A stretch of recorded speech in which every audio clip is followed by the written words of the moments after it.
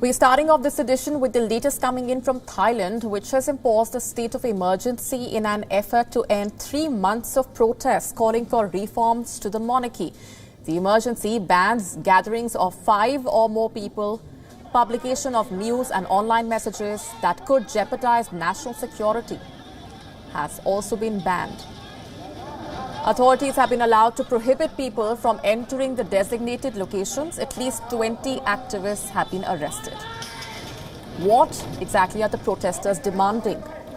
They want a new constitution, the resignation of the Prime Minister, and reduction in the powers of the King. A series of demonstrations over 3 months have brought tens of thousands of people onto the streets of Bangkok. Thai police warned protesters to not regroup after police in riot gear cleared away the camp that they had set up outside the government house in Bangkok.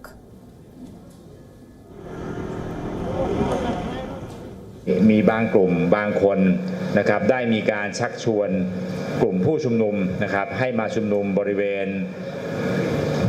ราชประสงค์นะครับในช่วงบ่ายหรือช่วงเย็นนี้นะครับก็มีความชัดเจนอยู่แล้วว่าการชักชวนนั้นก็ถือว่าเป็นความผิดผู้ที่มาร่วมชุมนุมก็จะถือว่าเป็นผู้ที่ทำความผิดด้วยนะครับอยากจะเรียนให้ทราบว่าท่านจะอ้างว่าไม่รู้กฎหมายนะครับไม่รู้ระเบียบไม่รู้คำสั่งไม่รู้ประกาศคงไม่ได้ Protests have only been intensifying in Thailand against the government of the Prime Minister Prayuth Chan-ocha. They began in June last year when Prayuth Chan-ocha was appointed Prime Minister by the Thai King. Protests gained momentum after the dissolution of the popular Future Forward Party in late February 2020. The party was critical of the Prayuth Chan-ocha government. There was a pause in the demonstrations when in March a state of emergency was imposed to stop the spread of COVID-19. But since August, tens of thousands of protesters have started taking to the streets once again. Protesters have found unique ways to protest using a 3-fingered salute, a gesture taken from the Hunger Games franchise. The 3-finger salute, which is a symbol of defiance against an authoritarian state in the franchise, has become a symbol of the movement in Thailand. The democracy movement has become the greatest challenge in years to Thailand's ruling establishment. Since the movement started in July, dozens of anti-government activists have been arrested, charged with sedition and released on bail.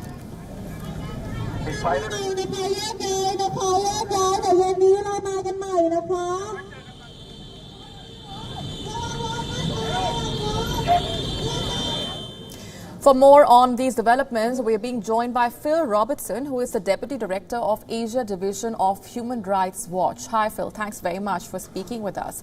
What is your initial reaction to the imposition of emergency on the ground? Well, it's over the top. It's far beyond what is required. This is clearly a rights-abusing emergency decree.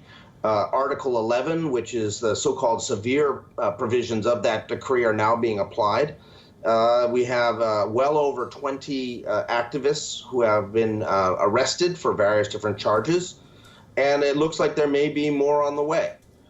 Nonetheless, we're seeing defiance. Right now, there's probably another 5,000 to 10,000 people protesting at the Rat Prasong intersection.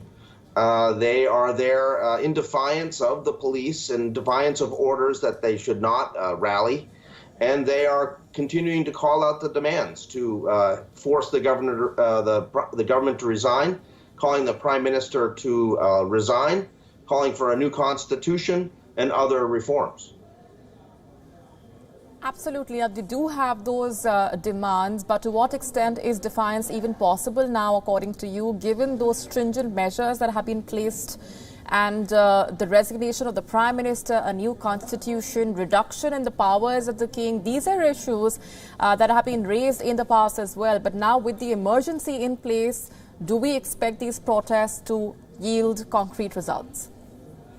Well, unfortunately, the government has not been serious about negotiating with the protesters even before the emergency decree.